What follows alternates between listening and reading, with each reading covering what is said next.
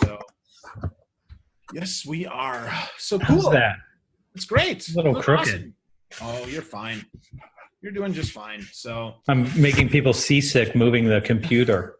that's all right. Well, I'll put on me and we'll share because we're talking today to Anthony Iannarino all about Eat Their Lunch. I've known Anthony for a long time. He's one of my favorite people to learn from in sales. He's really, really smart. This third book is another winner. His first two were fantastic, but this one is what salespeople need right now. Eat their lunch. Anthony says, and I love this quote here. Do you know the feeling of having a wonderful, groundbreaking new product and a list of prospects who desperately need it? Making it easy to close lucrative deals with minimal effort?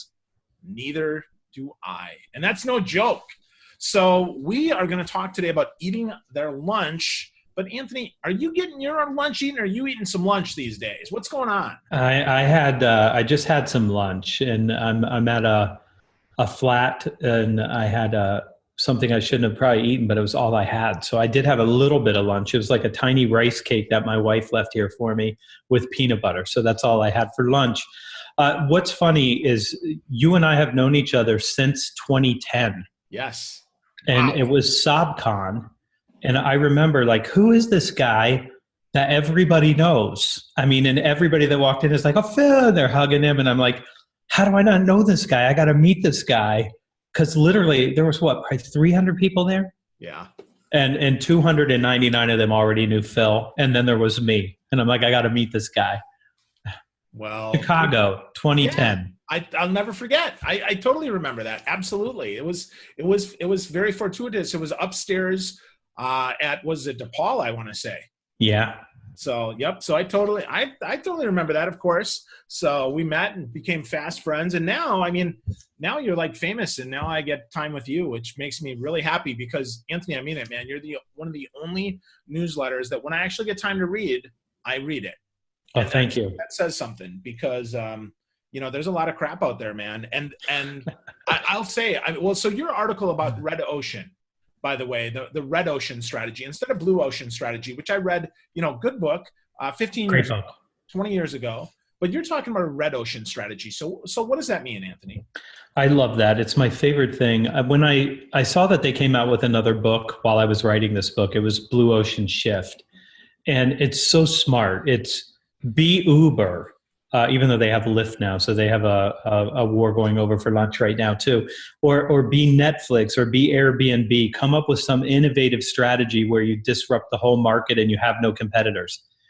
It's wonderful if that happens to you, but for 99.9% of people that have to go out and find clients, it's just not true for us. And you can do all the work you want on your brand. You can use the social channels to the best of your ability so you're preferred. But still, in a lot of cases, for most people, winning new business means that you're taking one of two things. So for the people that are watching this, if you're in sales legit, you're taking a customer away from a competitor. And if you're somebody who has a brand, and you're probably trying to displace some other priority that some company has. Like I could have Phil come in and give this speech, but we really need this thing for this HR project. So you're still in a competitive displacement situation where you have to say, there's a compelling reason to do something with me instead of somebody else. So that's the world that most of us live in. And the idea of the Blue Ocean strategy is that there's no sharks and there's no blood in the water. But for most of us, the water is abundantly red. There's tons of options. There's tons of alternatives. There's tons of competitors. So how do you operate in that world? And I think that's the more interesting question than the Blue Ocean strategy. The Blue Ocean strategy, a lot of innovative people, Clayton Christensen, all those guys are working on that. Somebody had to say, how are we going to work on the rest of us who don't have the luxury of having a blue ocean? Yeah, I think that's so true. I mean, a lot of the folks that I coach, right, insurance people, manufacturing, even trainers and speakers. I mean, commodity is too strong of a word, but it kind of is, right? I mean, it really is a choice between certain things that it's all a trade-off. It's not just, it's not just, oh yeah, I need this. It's, I want that, but what's the ROI? How does that work? And I think where the book really helps is right from the get-go, you talk about this. You talk about how the differentiator is the salesperson. And I think so many salespeople, they don't get that, right? They don't understand that they're the value proposition. So what does that mean, Anthony? How do we really use that? We use ourselves to be a competitive advantage. I'll tell you, when I was young and I went to LA to front a hair metal band, which people are like, wait, there's sort of an incongruity here. I used to have really long hair. It was before the drugs. Not those drugs, Phil. It was after a brain surgery. I was taking anticonvulsants, and that's when the hair loss started. So I worked for a company called Olston, and we had this 84-page binder. This was pre-PowerPoint days. And I literally would sit down with people and say, Phil, Olston Services started in 1940 when William Olston delivered women to secretarial pool. Yeah, exactly. And I had a great boss, and he was sitting next to me, and he was one of those guys that would go on a sales call with you and not say anything. He would just observe you because he was really trying to help you. And I was on page 7, I think, and he looked at me, and the look in his eye was something like, if you say one more word, I'm going to stab you in the face. And I looked and I noticed that what he had an opinion about what I was doing, but I continued through all 84 pages. And he leaving, he said, how do you think you did? And I said, I think I did really well. And he said, I think that woman is in a coma and we're never going to be able to recover her. He said, nobody cares about us. Nobody cares about us. Nobody cares about what we do. They care about 2 or 3 things. And I said, well, what are those 2 or 3 things? He goes, I don't know. That's what you have to figure out. What is it that they care about? That's your job, is figure out what they care about and help them with that. And I said, then why do we carry around this giant binder? And he said they put it on the bookcase behind them. If somebody asks, like, why did you choose this company? They've got all the backup information about who we are, but nobody really cares. And I'm like, well, okay, so now how do you figure out what people care about? And they tend to care about outcomes. They tend to care about big outcomes and more strategic outcomes. And they care about trying to get things done that they need to get done. And the only thing a salesperson really needs to focus on is, how do you understand what those strategic outcomes are? So the book starts with the concept I've been teaching for a long time called Level 4 value creation. Level 1 is your product. Level 2 is the experience of working with you. Level 3 is, can you do what you say you're going to do? But level 4 is, can you help me with the most strategic outcomes? Can you help me transform my business? Can you help me create greater results in this area? So differentiation now is really about value creation. So if you're in the red ocean, whether you're a salesperson or whether you're a speaker, people are looking to say, who's going to create the most value for me in this scenario? That's what they're looking for. Who's going to be the best value creator? So if you want to be different, and I wrote this at some point in the book, if you live in the red part of the ocean, you want to be the great white shark. I mean, you want to be the greatest value creator. You want to have more value to offer than anybody else, because ultimately that's where the decision's going to lie. It's not going to lie with, okay, so my competitor's not as good as me because of this thing, or my product's really good because of that thing. It's who's going to help me get the result that I want. Yeah. So I love that. And I think that's so central to how sales is now. But how do we actually demonstrate that even before we get in the room with them? How do we make sure that our prospects are seeing that we're a person of value before we kind of turn up the volume and talk to them? Yeah, and the second part of the book, the second chapter, really is about capturing mindshare. And so it's about all of these things that you do to help people understand that you have a different lens. And so the metaphor that I use in that chapter is literally, your prospective client or dream client is looking at the world through this lens. And that's all their biases, all their experience, all the things that they believe, all the things that they've learned. Your job is to push that out of the way and say, let me show you a different lens. So can you look at the problem through this lens and see something different than what they see right now? And you can do that nurturing them. You know, you're a big social guy. And social, so I don't believe in social selling, but I desperately believe in social nurturing. So you now have a toolkit where you can go out into the world and say, this is what value looks like. And you'll like the story because you'll recognize the kind of person I'm talking about. I had somebody who called and said, why do you share all your intellectual property as a blog post every day? It's the dumbest idea. Don't you understand? You have to keep it behind the wall until people pay you. And by the way, how are you getting all these gigs? And it's like, well, I'm not a secret agent. You think that being a secret agent, like you can withhold that, but have good ideas that benefit other people, you have to go into the world and share those ideas. And probably one of the great mentors in my life is Seth Godin. And Seth, everything gets shared, and he is fearless. I have to hold this intellectual property for the next thing that I sell. There's none of that. And when I recognized in 2009, when I started writing the blog every day, I recognized you can't be a secret agent anymore. I mean, you can't hope that people refer you because they know you. You have to actually now go into the world and say, I have valuable ideas that can serve you better. And then you have to share those in a very intimate way, which means your handwriting needs to be on it. If you find an article, I know the tendency now is for people to email it, print it out, highlight the high points, write your name on it, send it to the person directly. Even if you're going to scan it and send it, scan it so they can see you are actually thinking of them. There's a difference between what we do when we're nurturing and trying to capture mind share. What marketing does is one to many, and this is one to one. And that's how you nurture those relationships over time. But you do need to prove you have ideas that are valuable to people. Yeah.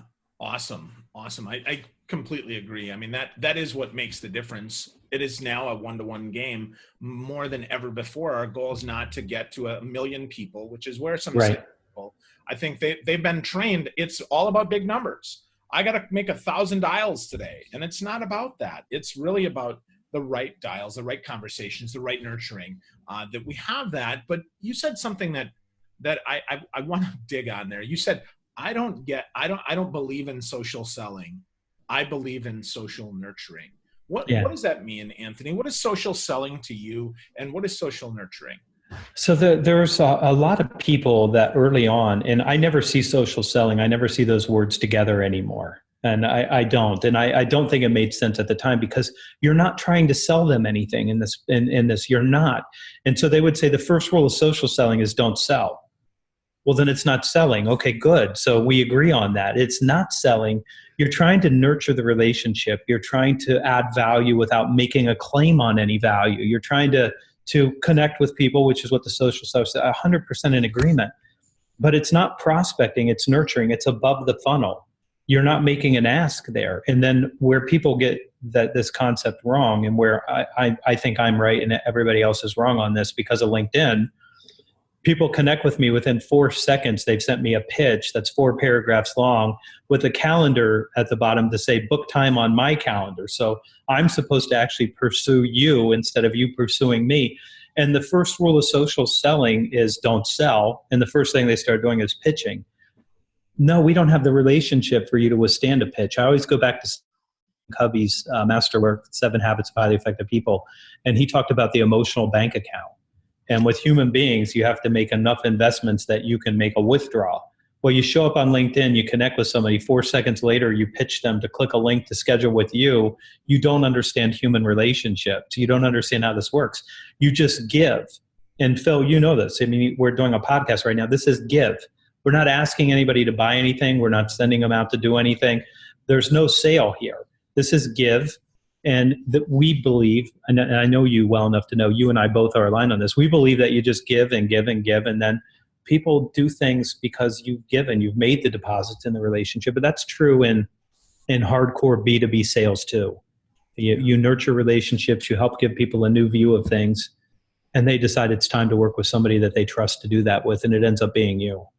Yeah, I totally agree. I always say, on the whole social selling, I believe it's selling with social, right? Social is an opportunity to sell with it, not on social. The whole, right. The whole connect and pitch is garbage. That doesn't work. It doesn't work on, the phone call. I can look at my phone right now, Anthony, and tell you I've got 10 414 numbers because I'm from Milwaukee. Yeah. One of them is really in Milwaukee. Well, I do know then, if that's true, that you are eligible for a new health insurance plan. That's already paid for. And I found out yesterday I'm eligible for braces. I didn't know. Pretty straight teeth. Not sure I need the braces. Yours are very straight. That smile that everyone knows. But yeah, and I'm getting those same calls. And there's the reason that I'm upset about getting those calls is not that salespeople are calling me. I'm for salespeople making phone calls, but at least target somebody and have some idea that they could actually care or use what you sell. But they're just pitching everybody straight. Like, if you're a human, you should buy from me. No, that's not true. Most of us don't need what you're selling. That's so true. Yeah. So I see you own a company that's 1 to 10 in size. Anthony, are you interested in any sales training today? Oh, I get that one. I've I know gotten you that do. one. I get the same one, right? So that's so horrible, but that is the absolute wrong way. So how do we help salespeople and sales managers and sales leaders to shift their mind to understand that really, if we're going to eat somebody else's lunch, we're going to kick our competition's butt. It's not about talking bad at them. It's not about spewing FUD. It's about adding value. What's one, maybe, do you have a case study or something that you can share so people can hear something that's going to be useful for them to help them? I can give you the talk track right out of the gate. So I'll just give you old school and then I'll give you new school so you can hear the difference between the two. So old school sounded like this. Listen, Phil, love to come by, explain who we are, tell you about the company, tell you about all the companies that we serve that are like you with the problems that we're solving for them. And then love to learn a little bit about you and what your company does and how you guys are taking care of these things. Okay, so that's the old school way. So what you heard as the value prop is, I'm going to talk about me. That's probably not going to be great for the other person. And then I'm going to talk about my company, which means I'm going to show you a slide deck of how long we've been in business and how many locations we have. And then I'm going to pull up a big chart of logos to say, look at these logos, impressive logos we have. That's just proof that I'm a good person working for a good company. You should buy from me. And what's keeping you up at night? Okay, so that is how things worked for 30 plus years. But now things have changed, and you are leaving the assumption that the client's dissatisfied and compelled to change when you make that call. To you call and you say something that sounds like this: Phil, listen, I'm calling you because I'd like to ask you for a 20-minute executive briefing. I'm going to share with you the 4 primary challenges that speakers and trainers are going to have in the coming year, and some of the decisions that you're going to need to make in order to position yourself better to get the higher paying gigs that I'm certain you're concerned about. What do you look like Thursday for a 20-minute executive briefing? I'll share this deck with you, and listen, even if there's not a next step for me, you're going to take some of the questions that we're helping our clients answer, and you're going to answer them yourself one way or another. What works for you on Thursday? Okay, so what I'm trying to demonstrate is I'm trading value. So I'm going to give you some idea about what's going on in your world and some of the questions that you need to ask and answer to do better, even if there's not a next step for me. It's fine. I'm happy to explore change. Maybe it's time for you to do something. Maybe it's not. I'm okay either way. If not, we'll have a relationship. I can nurture that relationship over time. And when something happens, I'll be the person that you think of. But I have to trade value. And what you don't hear in the first one that you hear in the second one is I'm offering to trade something of value. Also, with no obligation on your part. I'll share it with you. If there's no next step, there's no next step. I'm cool with that too. And I asked for 20 minutes because we used to ask people for a meeting, and that meant an hour. An hour is a long time to have a meeting. And 20 minutes is a low enough commitment that people can say, okay, good. So I've got an emergency escape hatch here at the 20-minute mark. I can pull the pin, jump out of the airplane, and parachute to safety to get away from this individual. They want that security to know it's really 20 minutes. But if they're interested, it's not going to be 20 minutes. It's going to be an hour, but it's going to be an hour where they're going, okay, so tell me more about the trends. You know, what is going on in that world? What should we be thinking about? And then you might have something.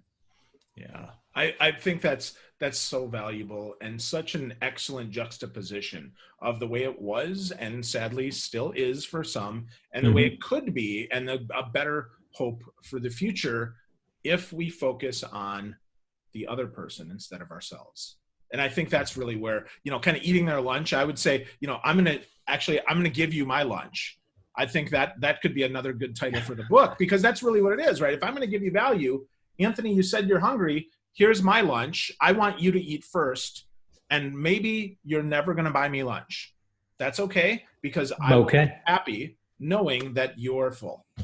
It's a much easier way to play the game. It's interesting about book titles. So I've not named any of the 3 books, just as a way of full disclosure. I gave the publisher the first book called 17 Elements, the periodic table of sales success. And they're like, yeah, we hate that. It's called The Only Sales Guide You'll Ever Need. And I'm like, okay. But we did have a romance at that time where we were talking about titles, like I was involved. And then the second book, they said, what are you thinking? And I said, the second book is called The Art of Commitment Gaining. And they're like, yeah, no. we're going with the lost art of closing. And I said, "Yeah, but everybody hates closing. They think it's doing something to someone. And this is a consultative book that's nothing like Glengarry Glen Ross. It's the exact opposite of that." And they said, "Yeah, but everybody loves closing books." And I'm like, "Yeah, no, everybody used to love closing books. So we should have called it commitment gaining." I think we're going to relaunch it this summer with another name, because I think so many people have written me emails to say, "I wasn't going to buy your book because I thought it was like a hardcore closing thing. But then my friend read it and he made $50,000 in commission because he understood this process. I bought it. It's nothing like what I thought it was going to be." So this one I turned in was called The Competitive Displacement Playbook. And they're like, "Yeah, no." They didn't even talk to me on this one. I got a note on a Monday morning that said, "Tomorrow this goes on Amazon.com. Send us any edits. Eat their lunch, winning customers away from their competition." And it had all this stuff underneath it. So I literally had nothing to do with any of them. But when I heard Eat Their Lunch, I smiled. And I'm like, that's a good title. It is. It's a good title. And the cover's really good too. And when I saw the cover, in my mind, I had a brown paper bag with an apple core sitting next to it. So they were so close to what I had that I was like, I really like the cover. But it's yellow, and it will get your attention. It's screaming for attention like those red glasses. Thanks. Yeah, it is great. And, it does totally get attention. It is, it's like almost like if you were to take a Sharpie and write your name on the front of a book or on the front of your lunch bag, I think that's great. The thing is, unfortunately, my mom did not teach me how to eat other kids' lunches. She barely fed me my own. So kind of disappointed in that. But the good news is your book does teach that, how to eat their lunch. So one more tip, Anthony, as we're wrapping up here. One more thing that people can do right now to be better tomorrow at eating other people's lunches. So there's a section in the book about how you get the insights to share. So when I say there's 4 trends, how do you get that? And so there's people make a lot of this. There's a website. I'm not sure if you're familiar with it or not. It's somewhat popular, but you can type in a search term and it will bring you back results. And if you don't know it, it's called Let Me Google That For You. So that's the name of the site. So when people ask you, like, how did you learn that? You're like, let me Google that for you. It's actually just the acronym of those letters. So you need that in your toolkit. So when people ask you something, you can just send them the link and go here. And it's just still the Google box. That's all that's there when they show up. But you can go out and search like 10 trends impacting chief marketing officers. And you can calibrate 5 or 6 different reports to say these tend to be the big areas that CMOs are concerned about right now, or CFOs, or speakers, or what's going on in auto dealerships, whatever it is that you sell to. You got to go out and study. And here's the thing. You only need 2 things to be a trusted advisor. Okay, so the first one is trust, and the second one is advice. Okay, so if you don't know anything, you're missing half of a recipe that only has 2 ingredients to begin with. It has trust and it has advice. And so if you want to be consultative, then you have to have information with which to consult, right? I have to have something that I can tell you. And you want to go out and own whatever space it is that you're calling on and saying, I know more, I'm deeper, I study. And I know salespeople still, some of them, want to rely on, well, it's the company, it's the product, it's our service. Nope, it's you. You're the value proposition now. So if you want to be consultative, and I wrote this the other day because I'm trying to help people make a mindset shift here. Consultative doesn't mean that you don't use a hard sell. It doesn't mean that you're not high pressure. Those things are true, but it's not what makes you consultative. It doesn't mean that you ask a lot of questions. That's not necessarily consultative. Consultative means you give other people advice as to what to do. That's what consultative means. It means you're consulting with them. So you have to go out and do the work, or what Cal Newport would call the deep work, to study and get the chops that you are somebody who can offer other people advice that they should be taking. That's the most important thing. Awesome. It's a 2-part recipe, Phil. Did you know that? I read that in this other smart guy's book, The Lost Art of Closing, I believe. Yeah, two parts. Right? 2 parts. Yeah. Yep. Trust and advice. So easy stuff. So folks, if you want to get more from Anthony, we could talk all day. But go to eattheirlunchbook.com. Go to Amazon. Pick up a copy of the book. Go to Iannarino.com. That's IANNARINO.com. Check Anthony out there. He's got that, thesalesblog.com as well, lots of places. But Anthony's just a wealth of knowledge. I'm grateful that he's my friend, that I get to learn from him, and that he spent some time with us. So thanks, buddy. I really appreciate you, man. This was good to see you. Thanks for having me. Absolutely. My pleasure.